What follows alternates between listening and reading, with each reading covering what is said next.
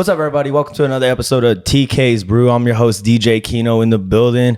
My co-host, Tom, is currently at the gym, getting swole, doing his thing. But for the first time, we're going to have a DJ podcast. So we have two special guests in the building. Let's give it up for DJ Syon and the sexy DJ Shy in the building. Say what's up to the people. What's happening? Interesting intro, but thank you so much for having me here. Sexiest motherfucker ever. Pause. It was a blessing, and let's get this party started. That's Big right. Shy, man. Big Shy money. And yeah, we're getting this started. We're trying to be a little voice for the Austin community, all the DJs out there, fitness people out there. We just shout out to all my Austin DJs. What's good, y'all? What's good?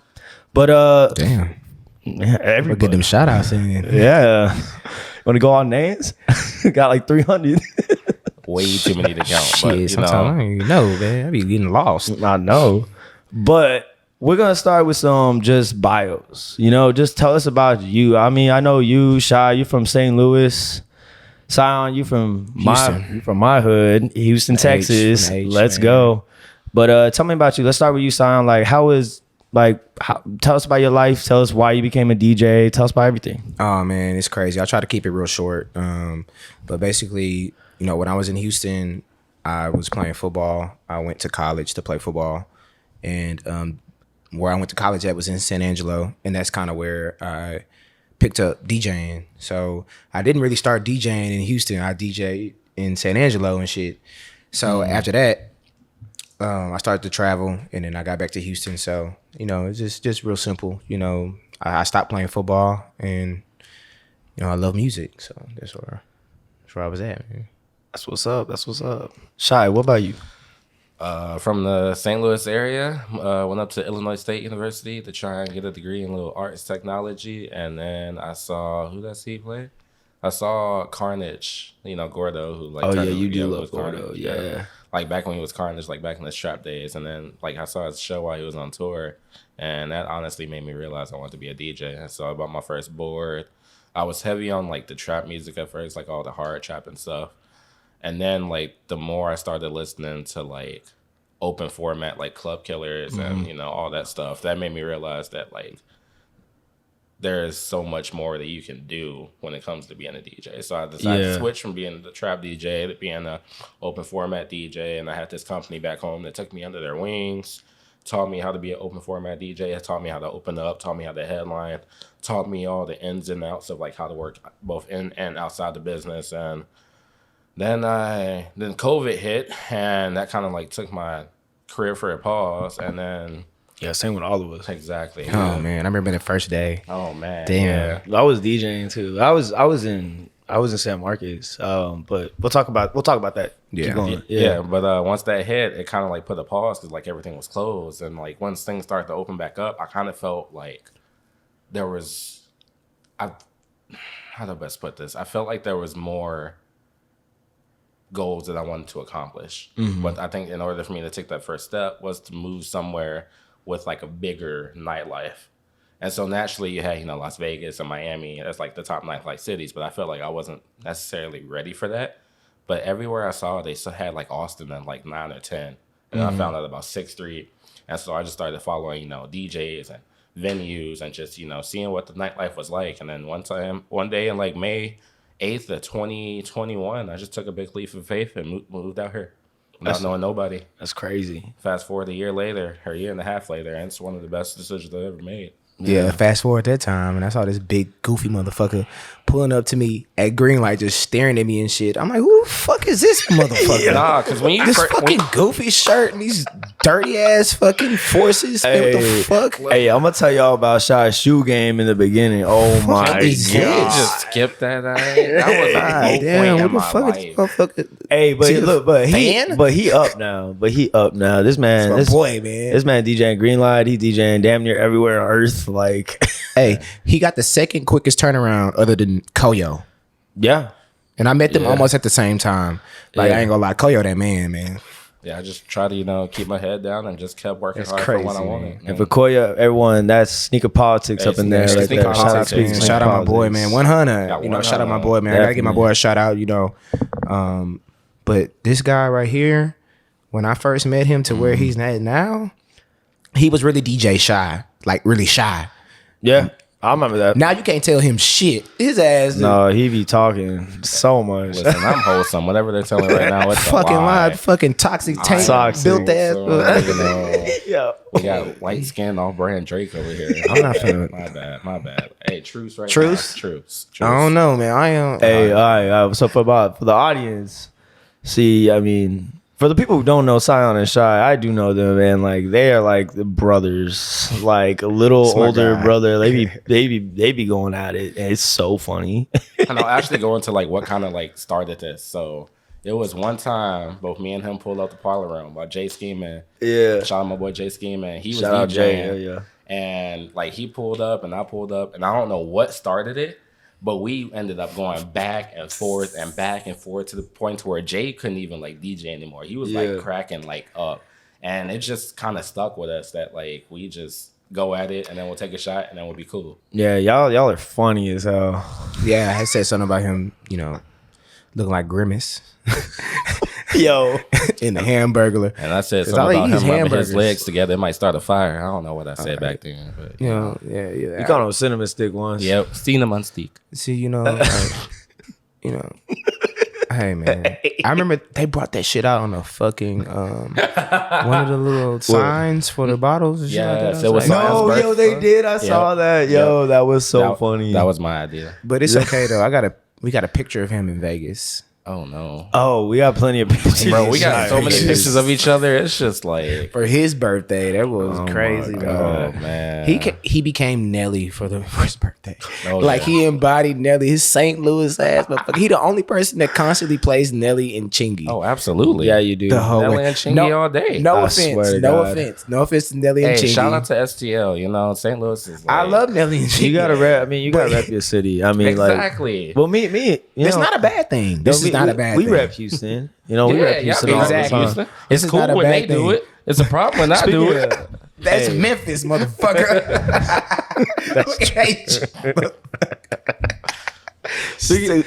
Hey, speaking of Houston, I want to know, like, what's your connection with Maxo? Oh, so that's my homie, man. I've been on Maxo since middle school. That's wild.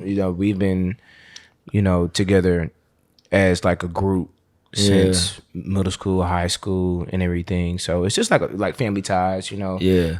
loyalty, a lot of memories, a lot of people that we lost between those memories and shit like Yeah. that. So like it's crazy, to see where he started at. Even before he was rapping, like motherfuckers was making fun of him and shit like that. And he was rapping before he was rapping and shit like that. He was like, "Nah, fuck that. Like, I'm me. Fuck that. You don't like it? Shit, get your ass whooped. That's how Or it is. whatever. It's whatever. Like one thing you could say about Maxo is, bro, like he always, was 10 toes like every time. So He about to work. I mean, that's the thing. Like, same with us. Like when we all started, I guarantee you, everyone was like, "You gonna be a DJ?" I know Yeah. my friends, Oh, yeah. my family, Yeah. they were like, "Oh, you're gonna be a DJ?" And I was like, "Yeah." But the thing is, the more you put into it, like I've said many times on this, even like, you get results. You put the work in, you get it. exactly, man. Put the work in, man. It's about to be my 10 years next Monday. I was about to say that, yeah. And yeah, bro, like when I think about it, when I first started, bro, my mom was on my ass about me because I had to like, it didn't like, I didn't have to quit football, but like my heart wasn't in football no more. I wanted to go on and pursue this. Yeah. So, I told her and like, she didn't believe in me. The only person that believed in me was my grandfather and that's it, and then we just grew from there. Me becoming Maxo's first DJ. That's live. that's Like dope. That's we grew to grow apart and Yeah. like, we talk about this seldomly, but it's already an understanding. Like, I couldn't be where I'm at right now if I was attached to him. Yeah. I couldn't do it. Like if I was like attached to him, Like to Maxo and all that. all the yeah. way. Like I have to do all of his shows. I didn't have time for me to grow as a Yeah. DJ on my own. But it's always still love, what I'm saying? Like every time I see him, That's what's up. That's what's always up. love. I check up on his mom, his dad, hey, That's live. hi, Miss Jackie. Hey. So yeah, all that shit. That's a lie though, because you say that like one of the people in my beginnings too that actually supported me was my grandpa as well. I remember that man sent me a check because Yeah, I ended up DJing his because I was a private event. I did weddings before I became like in the bar and the club scene, and I DJed their anniversary. That man sent me a check to buy some speakers, buy a table, buy everything, and DJ my grandma and grandpa's like 50th anniversary. So I mean, like he was the first one. He was like, "You got to go to college, you got to graduate, but I know you like this shit. You gonna do this shit. Here you go." There you go. And I was like, yeah. And I honestly, with that equipment, I did like fucking 15, 20 events. Yeah, with that. bro. That's what's up. Until COVID. That's how it happens. Until fucking COVID. That's how it happens. It's crazy, kind of going off of that. Like I've been like once May hit, so it'll probably be about 5 years of me DJing, and one of the first people that actually supported me was my mom.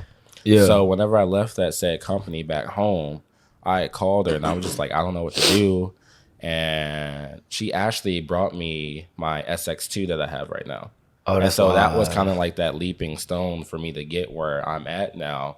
It's because she started that, she got me that, and she got me the bag. And then from then on, that's been my like, that's been my baby. You got to frame that bitch. He won't. That's exactly what I was about to say. Because he won't let go. Yeah. He won't let it go. Exactly. I can't get rid of that. I was like, this man got the SX at Greenlight. Exactly. Hey, got- it works. Man, we're gonna have to frame it, bro. Like, we gotta get it framed. Oh, yeah. Cause like You after gotta- a while it's gonna break and you're not gonna Exactly. really be able to use Like it. one of the channels are already kind of like fuzzy, like I told you that one time. But other than that, you know, that's been my rock. You know, You gotta Yeah. You know what? That's a good topic. Like, what was your first ever board? What was your first thing you DJ'd on? that one. That was the first one, right? That was like what was the first? the first one that I first DJ shit that I ever had. Yeah, So yeah. my story goes like this: I'm in college. I'm playing football, but like like my heart isn't really into the schooling. Yeah. And shit. So I had to go and like do extra credits and shit. For all of us. Bro, cause like I'm 6 hours away from Houston. I'm in the middle of nowhere, bro. Like I don't have no friends and shit. Like, I mean, I do have friends, but like, bro, like coming from Houston to San Angelo is a big culture shock. That's a big Bro. jump. And like I tried to tell myself that it wasn't really happening, but it was like. So it just caused me to not like really care about shit, and then knowing that, bro, I can start as like a freshman or a sophomore, and just understanding that like what's holding me back is really my grades and me not wanting to really be there. It stopped me from doing that. And I got my Pell Grant and my whatever grant I got. I sat there and I bought a Mac and I bought what was whatever the first fucking Pioneer DDJ what was the first one? I think the first one he's talking about is the one that I actually got. The SB. My first, Yes. the SB was my first yeah. one that I got. It's like some shit like That's that. a Yeah. beginner. Exactly. Yeah. It's literally like a smaller version of the SX2, but it pretty much does all the Doesn't same it has the functions. 4 channels too, right? No, it only has 2. Barely 2. No, Yeah. no, I had the one with the 4 channels. did? So Oh. I'm sorry. So then I didn't get that one. So then I probably got the got one the with the 4 SX. channels. Yeah, it might have been the SX SX, then. Yeah. SX, Oh, yeah. SX, So I had the one with the 4 channels. That's a good one to start with. Yeah, that is. No Yeah. bullshit. So basically, I started off with that. I was already doing shit on my iPad and everything like that. I bought a speaker and like a PV speaker, like a 15, and I just loaded that bitch in my car. And We went to house parties. Got and to. that house Do party it, shut down. bro. We Let's hit it go. up. We go to the next house party, and that's just how I go. Anybody could attest to that. Anybody that's in San Angelo, I see a lot of my Ram fam people out here in Austin, and we still keep a lot of touch with the people that saw Yeah. me in the beginning, and they're all like, "Damn, look at you now, this is Bro, crazy." that shit's wild to me because, like, I'll tell you, like, I mean, for y'all who saw my interview, y'all know, like, I started as a wedding DJ in San Antonio for 2 years working for a wedding company. Yeah. And did over, like, just corporate events, weddings, all that crap all over all over the damn city. But when I was, like, broke as fuck, sleeping on my boy's couch, and I had to pull out a credit card, and I said, fuck this, I'm going to buy a damn board. It took a year and a half to pay off that damn board. It was only $600. That's how broke I was. Got that board. It was an SR2. No. I'm sorry. I was a month late from the SR2. It was an SR. So the SR was just a 2-channel. It was like a step up from the SB. Yep. Just a little step up. okay. I do remember that a little bit. Yeah, and that was my fucking baby, bro. I sold that hoe for $300 though. Sorry, I ain't had no sentimental value. I was like, man, give me you this gotta shit. get This it. shit. You Yeah, gotta you get got it. to. Ready to Yeah. this shit. But no, like that's the thing. Like I started, you was San Angelo, I was in San Marcos. Like we both go college towns and shit. But like that's I wish I how- was in San Marcos though. I ain't gonna lie. That's San how bad Marcos San is a Angelo was. vibe, bro. That's how bad The San Angelo Square's was. a vibe. And like it's crazy. I'll have people come up in Austin. They're like, "Damn, you went from nephews to like little house parties to you over here at all these spots. Like what the fuck?" bro. I remember when you ain't shit. It's funny because I actually Yeah, got that like a shit lot works. more like hometown love the more that I grew. Yeah. Like whenever I opened up for Breathe Carolina, I got a lot like Mm-hmm. feedback. Like I remember when you were just like this little DJ that opened up for artists such as like back then I actually opened up artists for free. Man, Because I did not know. Sometimes you I gotta didn't- get it, bro. Exactly. Sometimes you gotta it was, get it was it, like bro. it was one of those things where it was like voting contest, and I had to get like so many votes to open for said artist. To where one time it was down to the wire. I had like 1,500 people vote for me, Damn. and I still lost because that's how like competitive it Damn. was. But Just to open Damn, up bro. for an artist. That's exactly, wild. exactly. But I mean, like that actually helped pave the ground and helped shape me Yeah. into the person that I was. But like that's just crazy about like all DJs. Like that's why I love DJs. Yeah. And it's just because like every one of us has a grind story. Exactly. Most definitely do. Oh yeah. Most Like- definitely oh do. yeah.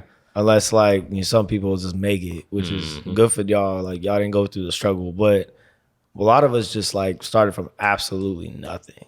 Literally just a fucking thought and idea. Like, man, maybe I want to do this shit, and then yeah. boom, look at all of us now. Like when I first turned 21, I crazy. didn't even have a car, and to get to the bars, I had to take the bus each and every single day That's because the wild. company Damn. that like I worked That's with wild. was like doing the open decks every Tuesday, and so I would literally take that bus. I would wait for like the 8:45 p.m. and I would take it downtown each and every single Tuesday just to Damn. like prove that this is what I want to do.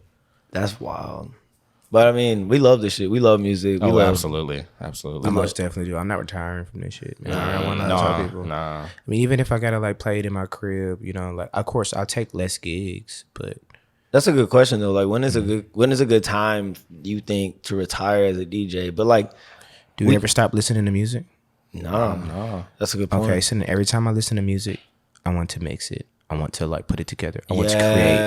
create. Every time I listen to music, don't matter what genre. Yeah. Every time I just want to do it. So I'm not gonna stop doing this because at Mm-hmm. some point I'm gonna listen to something and I'm gonna be like, man, let me put this in my CDJs, man. Let me- Yeah. No, see what the sound- you'll be hearing a song, you'll be like, damn, that hoe would be hot in the club. And you're like, fuck, I want to play this shit right now. Like, yeah. Spotify might not mix it as good as what I would want to mix it. Yeah. Like, or whatever, like whatever streaming service you're using, maybe there could be something for a new streaming service or something to do. Yeah. But, like as like a algorithm thing, even though I feel like they're doing a great job with like mixing the songs as you go, but bro, I'm always going to feel like, nah, I need to mix it. I need to feel it. I mean, that's the DJ in us, bro. Like, we got to get that shit. You've been making, honestly, and everybody listening, like, go to Syon's fucking SoundCloud. Oh yeah, Or Mixcloud. Mixcloud. Yeah, he's got like hella mixes He's up been on making there. some mixes lately. Yeah, yo, Man, Club Killers, shout them out. Hey, what up? Hey. Nah, what up, Club Killers? I have no problem. I love Club Killers. I'm subscribed to Club Killers, but this is my personal page. Hey, put them on. Let's go.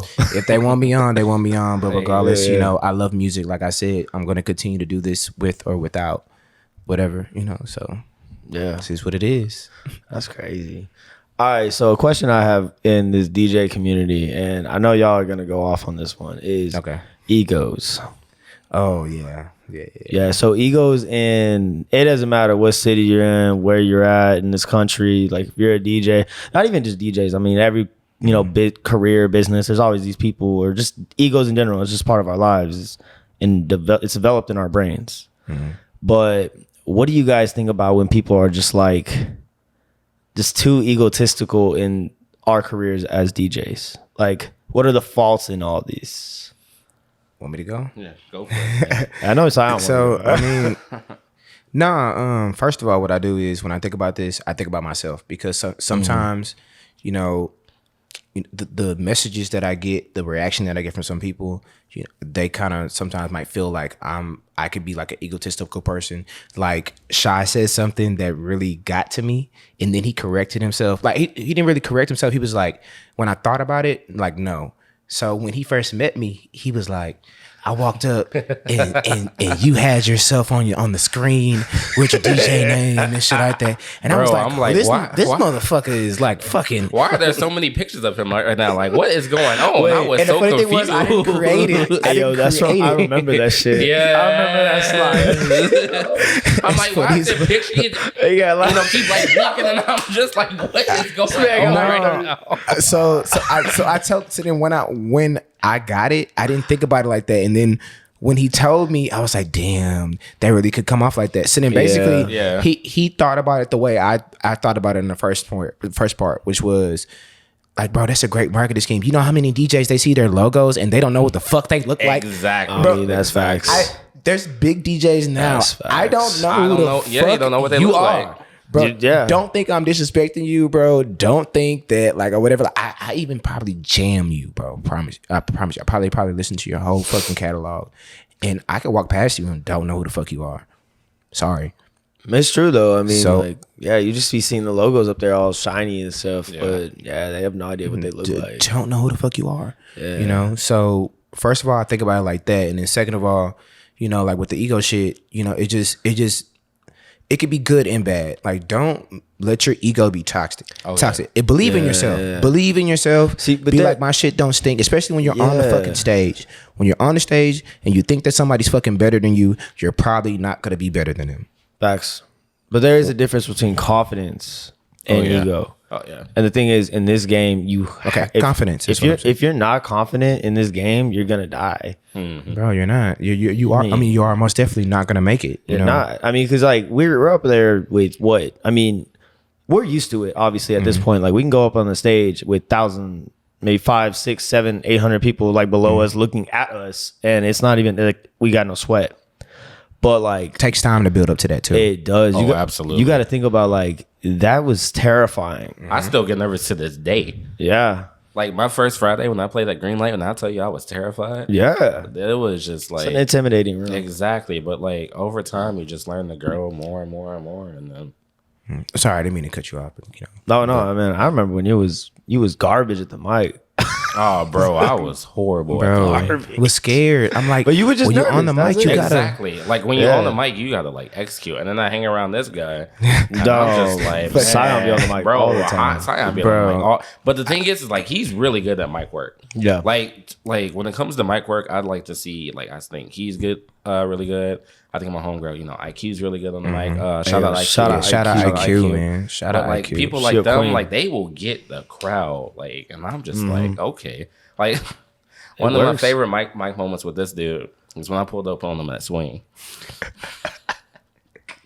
And I thought just when I thought I heard it all, you know, this man over here talking about some girl's knees, and he's like, "Man, she got them knees." And I'm just I ain't gonna lie, like, bro. Them knees was good as hell, boy. Motherfucking Derrick Rose will kill for them motherfucking knees right now, man. But the reason why I love that so much is because like Golden knees. when it comes to mic work, you have got to be ready for any sort of moment Yeah. that happens and be ready to capitalize on it. Yeah. Whether it's even you know getting them hyped up or even like making them laugh, because I was dying.